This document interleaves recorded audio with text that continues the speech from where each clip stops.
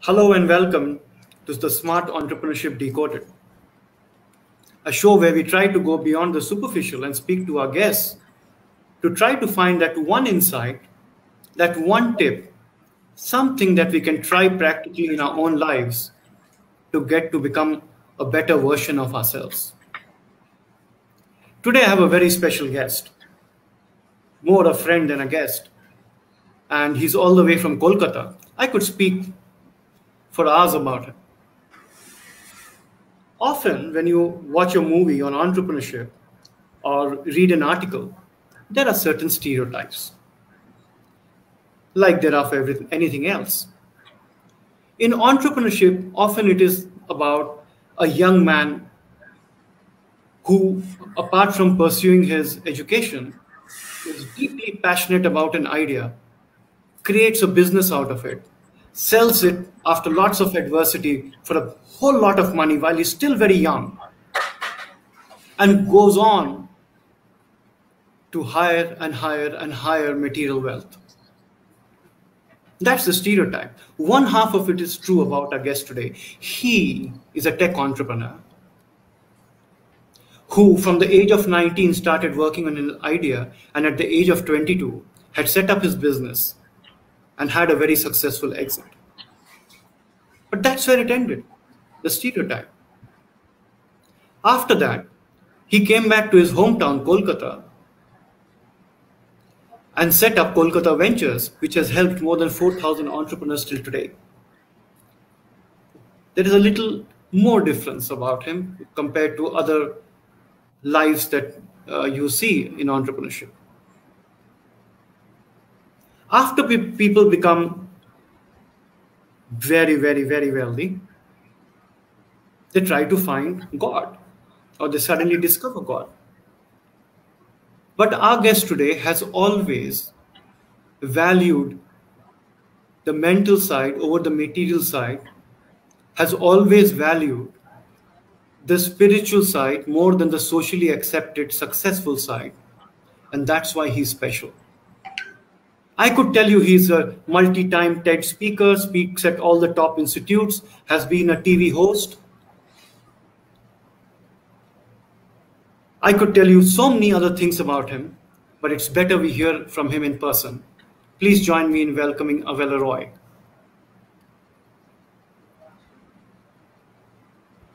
Welcome, Avelo. Thank you very much, Nalin Ji, for a very wonderful intro. Very grateful. Well, you've accomplished so much in such a short period of time.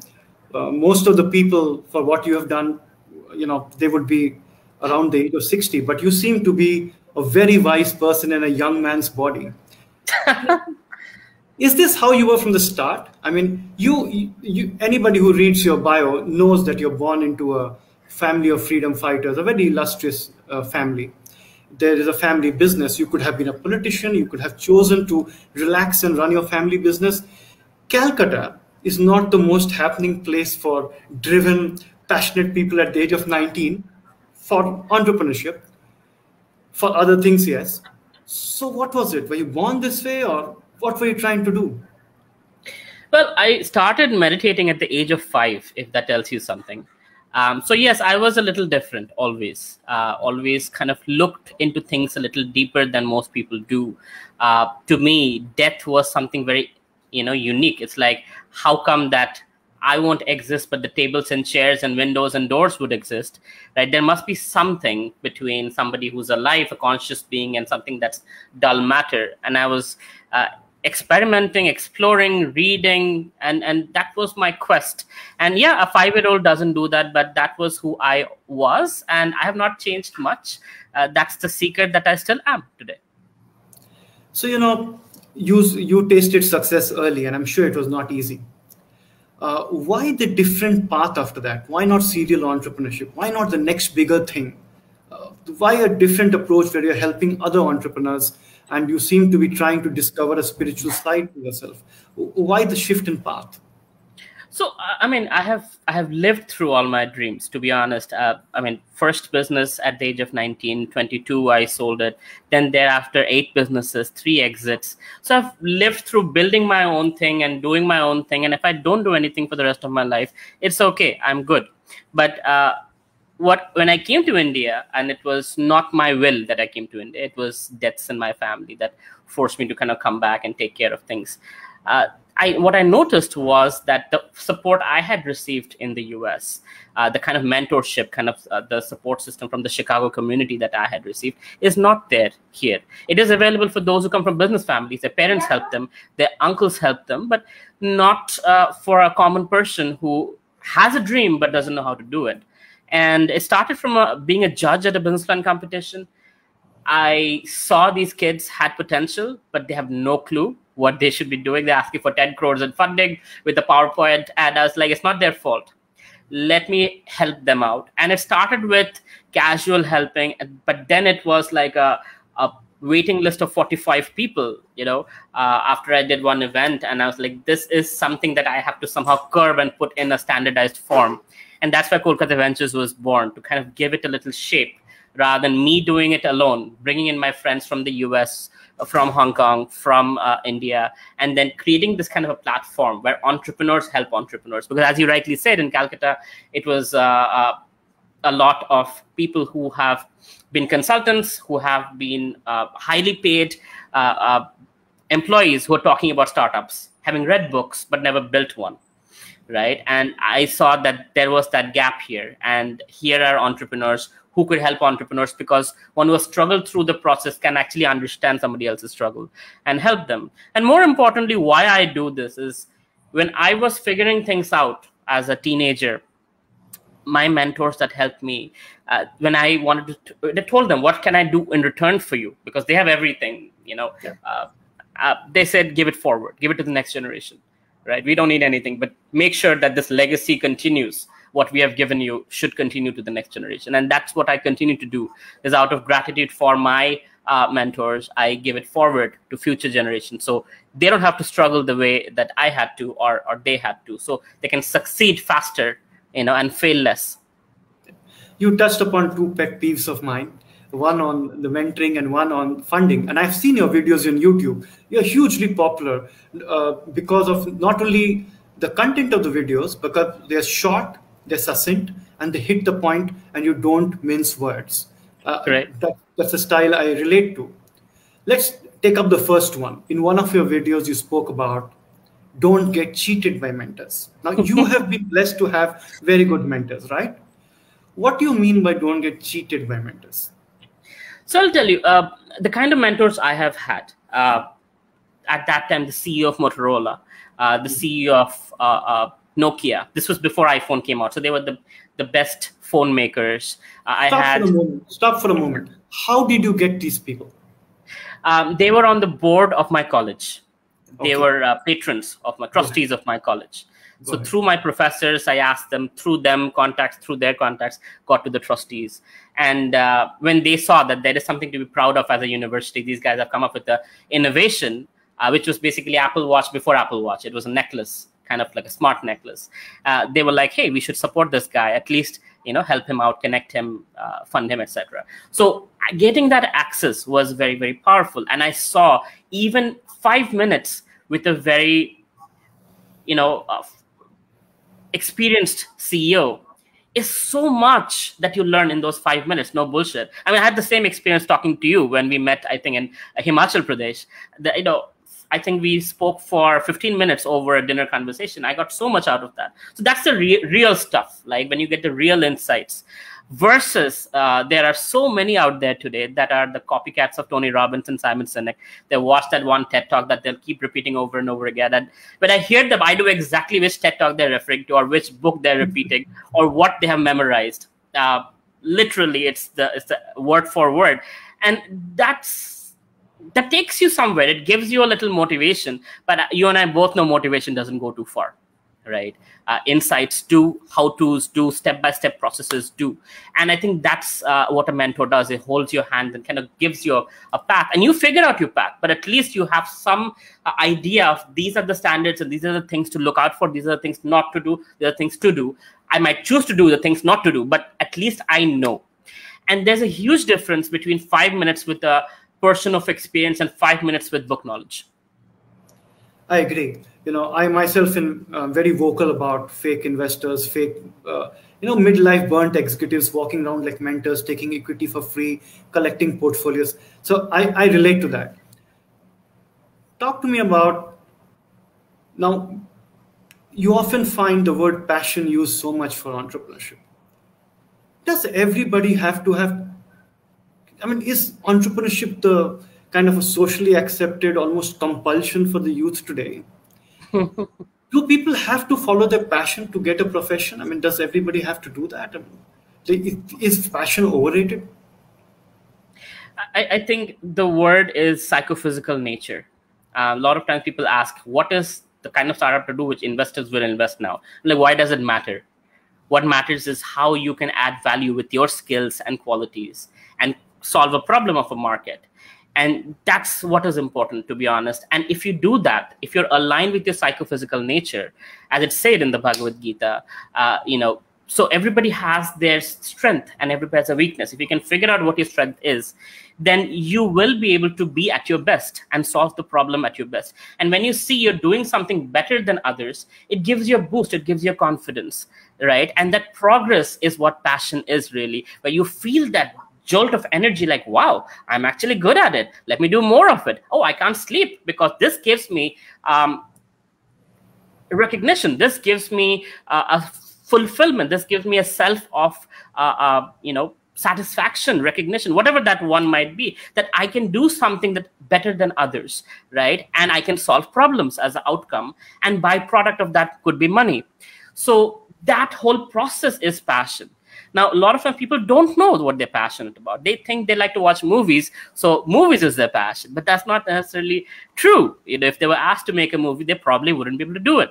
So passion is about finding out what you do best, better than others. You're gifted to do that, and really becoming the best at it. And as you do it, you have a lot of fun. It's not work anymore.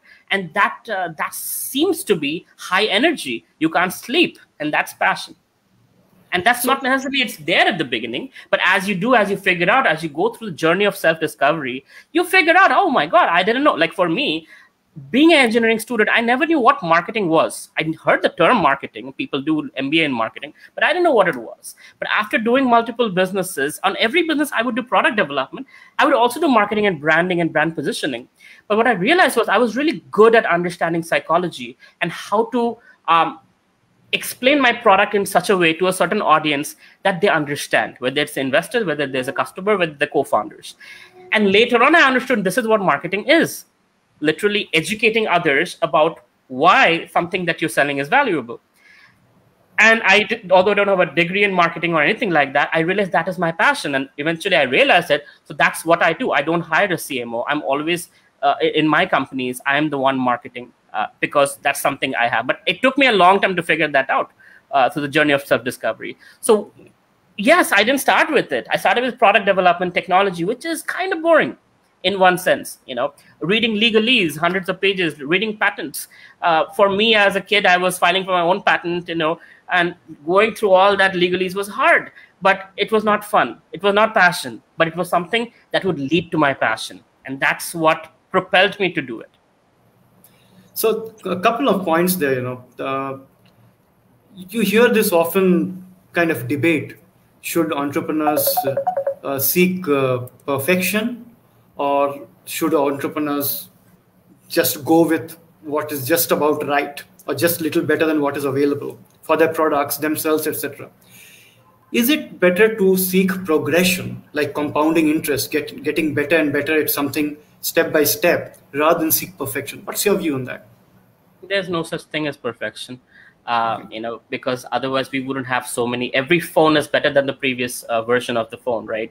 So it's eternal. You'll always try to make more perfect, more perfect. So better to start with where you are, into incremental progress, compounding progress as you go along. Some people, especially us engineers, tend to seek perfection. And in the process, they get lost at analysis paralysis. And I've seen companies that are stuck for 3 years, 4 years, just building features forever, never touching the market, never caring what the market wants. And before they can even launch, companies have built their product, got exits, and got it out, and they're still building out. I'm truly telling you, like, true story. you know. True. So that's what perfection leads you to. Yeah. I've seen a few entrepreneurs spend years and years perfecting a product because they are more like PhD scientists than business people. And ultimately the proof is only if people use it and there is acceptability of the product. And unfortunately, people equate themselves with Steve Jobs. When Steve Jobs was coming with the phone, in iPhone, he was a perfectionist, but he's Steve Jobs, right? He's one in a trillion. I mean, not everybody has to be Steve Jobs. And given who we are, we can either sit there and just figure out, or actually keep making progress and earn as you go along. Let's move to the second pet peeve of mine, which you also mentioned, this obsession with funding. But I saw a video of yours that says how to set up a business without cash. Now, if you showed that video to a young person in college, they would basically say you're a lunatic. How is that possible?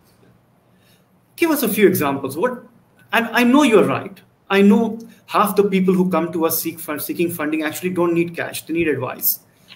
But how do you break that barrier? Or is it too tough a thing for us to try? So when I made that video, it was still a new thing. But if you look at today's teenagers, they're more mature than today's 20s, people in their 20s. Teenagers are actually figuring out this zero money thing, where they are starting with drop shipping. They're starting out with some way of making money using internet, laptop, and their phone, right? And once they have a little money, then they go into crypto, or they go into stock trading, or build something, IT company, website company, something. So that's smart. That's what actually is the zero money idea. But people in the 20s, I have seen being like, oh, it's only for the rich people. Unless you have an investor, you can never start your startup. And I'm like, okay, so if you don't get an investor, do you start? No. Like, then you're not an entrepreneur. Go get a job. That's the job mentality, right? Otherwise, people, jugaad is basically, you figure out a way to make it happen, regardless of somebody helps you, supports you or not. Money has many names. Money can be in the form of favors. Money can be in the form of barter. Money can be in the form of credit. Money can be in the form of gifts. Money has many names. If you don't have cash, if you don't have a rich dad, figure out some other ways of getting what you need. And that's, most people don't have that. And that's why most people are actually not meant to be entrepreneurs. And it's good that they try to be entrepreneur because it opens up their mind, but eventually they go get jobs because that's the best place for them. Because otherwise they would burnt. Because the journey of entrepreneurship, you and I both know how hard it can be, how burning it can be, and how much mental strength it requires to go through all the struggles. One doesn't have to unless one's crazy. You burned me tonight when you gave the example of the movie business and passion. Raw nerve with me right away. But well, I saw another video of yours. Actually, I follow you a lot. Your videos on the Bhagavad Gita, lessons from there, on the mental side of things is very enlightening. Even if you know it, it is often refreshing to see it again and somebody else propound it. I don't know of any other young person trying to talk about the mental side of things, which we know is a lot. You spoke a little bit while earlier about you don't have a degree in marketing, but we don't have a degree in parenting, in loving, in most of the things we do in life. There is no degree for that. Where do you go? You have not even gone to school for that. But you figure out, you learn, some get better, some are good at it, some are not, some get better over time. What is the mental side? On that, I want you to focus on a particular area. There are a lot of books written about the early morning club, 5 a.m. club, call it what you like. Mm-hmm. But the common thread I take out of it is a lot of successful people, not all, some of them are not morning people. A lot of successful people tend to have a certain routine whenever they wake up to set themselves up for the day. A lot like sports stars go through a pre 3-4 hours mental conditioning or thinking of how they set themselves up for the day. Do you have a mental routine or a morning routine? And if yes, if you're okay, would you share that with us just for our viewers? How does it work? First thing is I get up and I offer my respects to God. I offer my gratitude for another day. It's another opportunity to do something wonderful. I write down after that 3 things that I want to accomplish today. 3 key things that I want to accomplish that is aligned with my long-term goal. Then I do the washroom stuff, get cleaned, come out, and then do meditation. I meditate for 2 hours. And after 2 hours of meditation, I start checking my emails and going through those three things that I wrote down on my to-do list. And then everything else is kind of like after 10 a.m. or so, it's kind of my assistant takes over and he has his whole schedule. And one after another, we go through calls and whatnot, meetings and whatnot. So the point I noted most important in that is you write down the three things you want to achieve, right? It's not that you think about it. You write it down. Write it down. Do you go back and recheck in the night, or what's that process? No, as I'm going through the day, I'm checking off from the list that this is done, this is done. Unless it's done, I have this, I have to get it done. That sense of kind of unsettling feeling. And that's important because that keeps me from wasting time. Okay. Because that unsettling feeling is like, oh, I cannot waste time. I cannot get distracted. I have to finish those three things. Okay. No, that's good to know. Do you have any advice for people who sleep very late compulsively? I mean, they can't help it. They're just not morning people. Should they just have another routine, not called the morning routine, but something similar? In the Vedic system, it is given that the 24 hours is divided into 8 hours, 8 hours, 8 hour segments, sattvic, rajasic, tamasic, or goodness, passion, and ignorance. And all three are important. And if one wakes up not in the goodness period, he will wake up in the passionate period where it's kind of a mismatch. Because you need that little time in the morning to kind of, get ready, kind of slowly soothe into work versus you're pounced into work, right? That is a little difficult. So aligning with nature is always better for health, for mind, for everything. But if you're not able to do that, wherever you start your cycle from there on, whether it's a meditation part or whatever, but slowly start, allow your body, your mind to soothe into your work, have a plan for it, what you want to accomplish, rather than being random. Really know what you want to do today. How do you want to use the next 20 hours of your day? And that way, if you plan it, at least you achieve what you achieve. Even if you're not able to wake up in the morning, at least plan out the day. Start with a little bit of meditation, breathing exercises, so that you can psychophysically align yourself to do the best you can. Having said that, if one is compulsively staying up late, I would suggest try it one day. Even if you are up all night, just try to see working in the morning, what it feels like. I think that experience by itself is very rewarding. When you realize by 10 o'clock, you're done with half the day's work. When everybody else is getting to work, you're almost done with the day's work. It's a great, fulfilling feeling. And I think even if one can experience that, one will understand the value of morning hours, and that would propel kind of try to achieve that. Okay.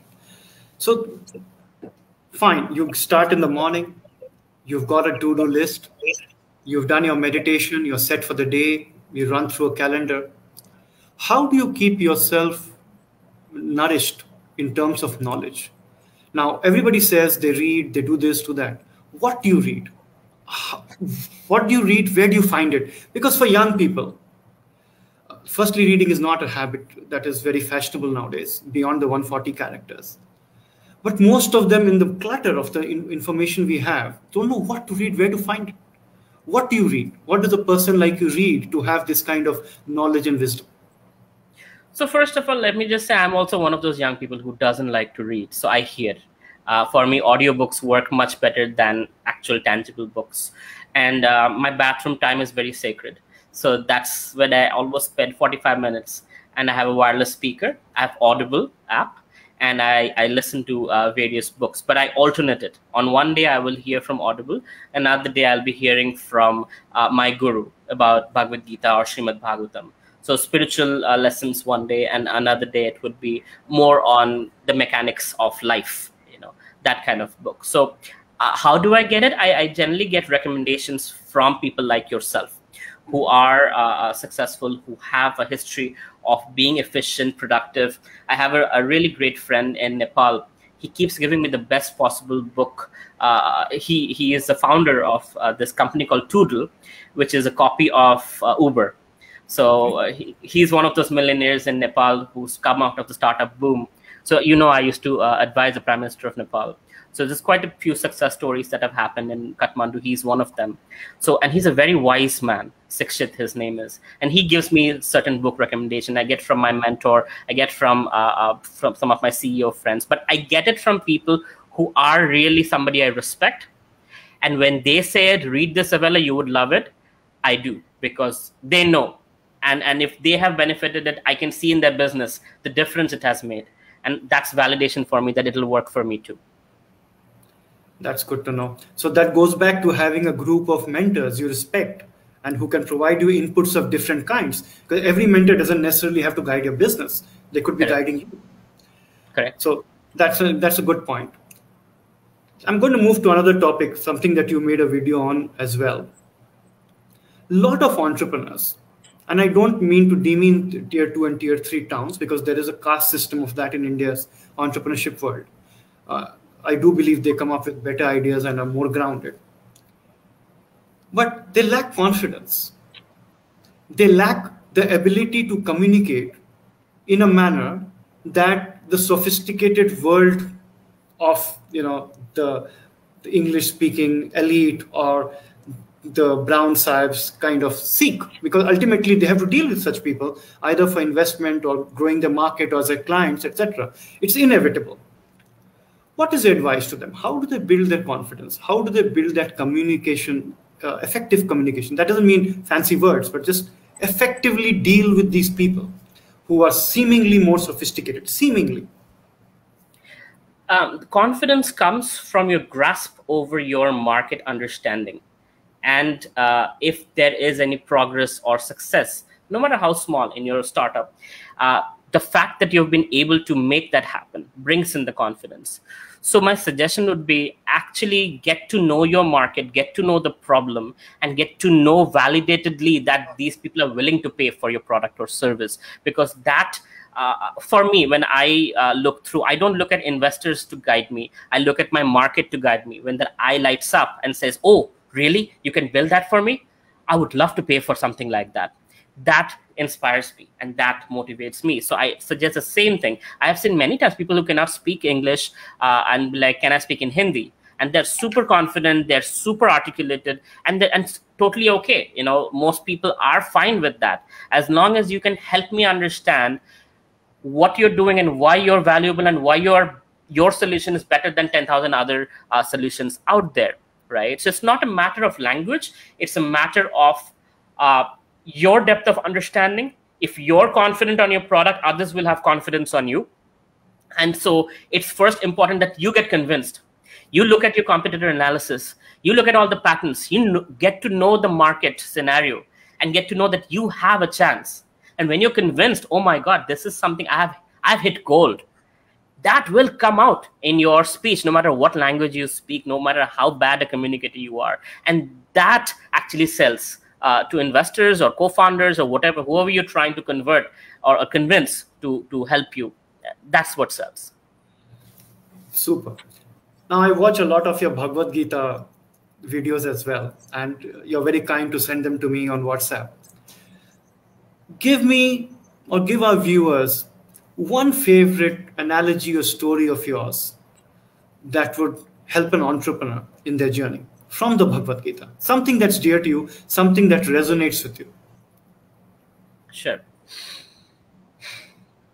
So in chapter 2, Krishna says that chapter 2, text 62, I think.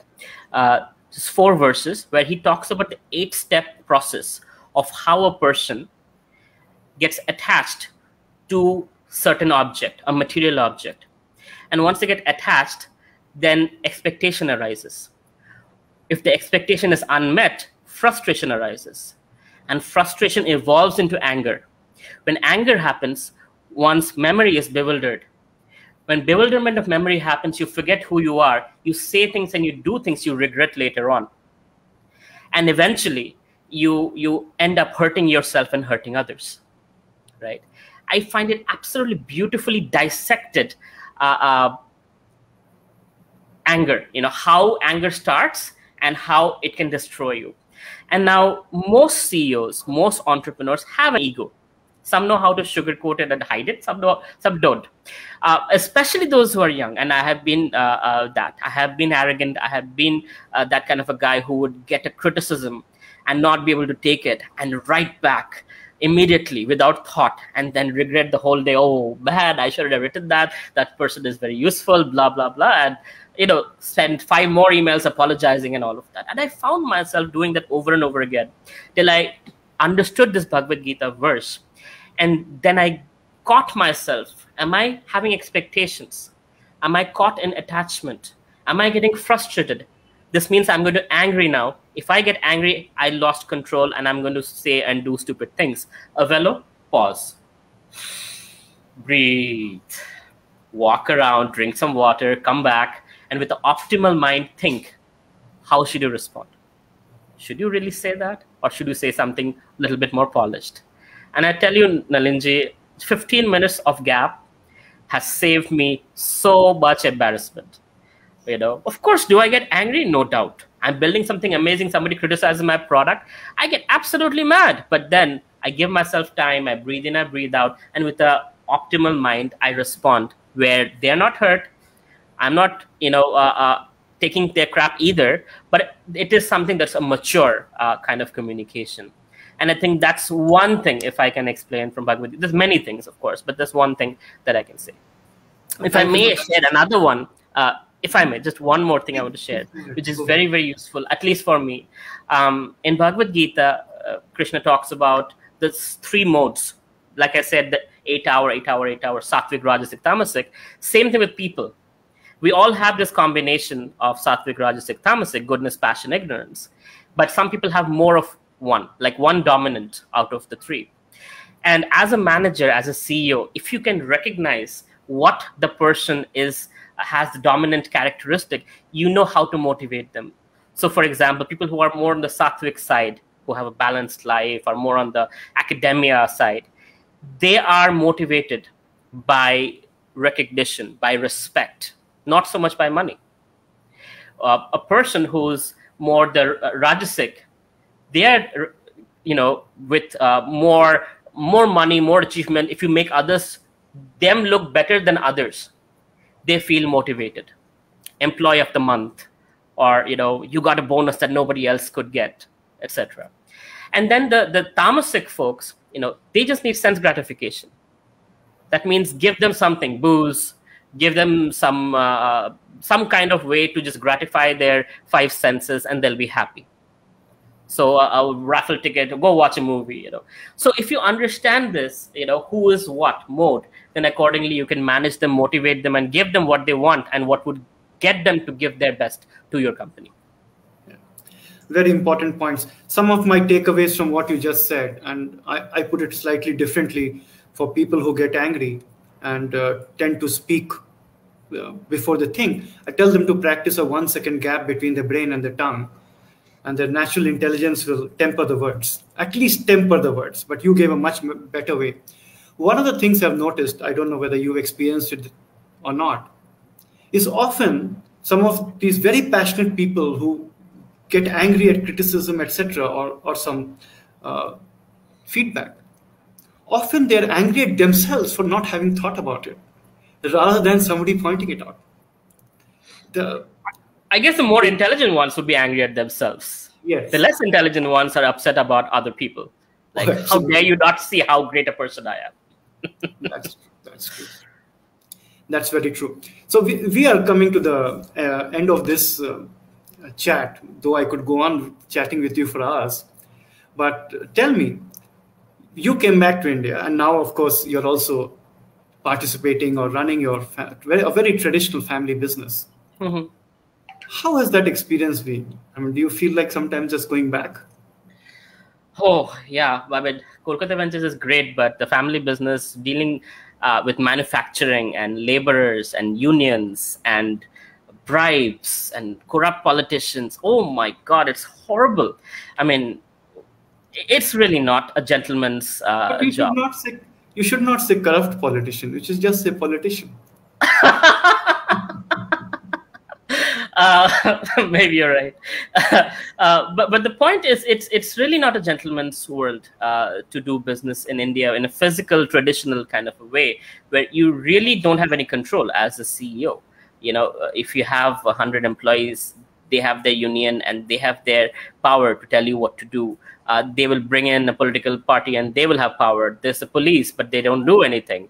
What I realized, I didn't know this actually, but what I've realized is there's the judicial and the police and all this system created by our constitution, and there's a parallel system of gundas and politicians and all these people, and these guys tend to be more effective than the police if you need anything done. So you pay taxes to the government, and you pay yearly or monthly taxes to these local thugs just to make sure they don't put a puncture in your truck's tire or whatever else, right?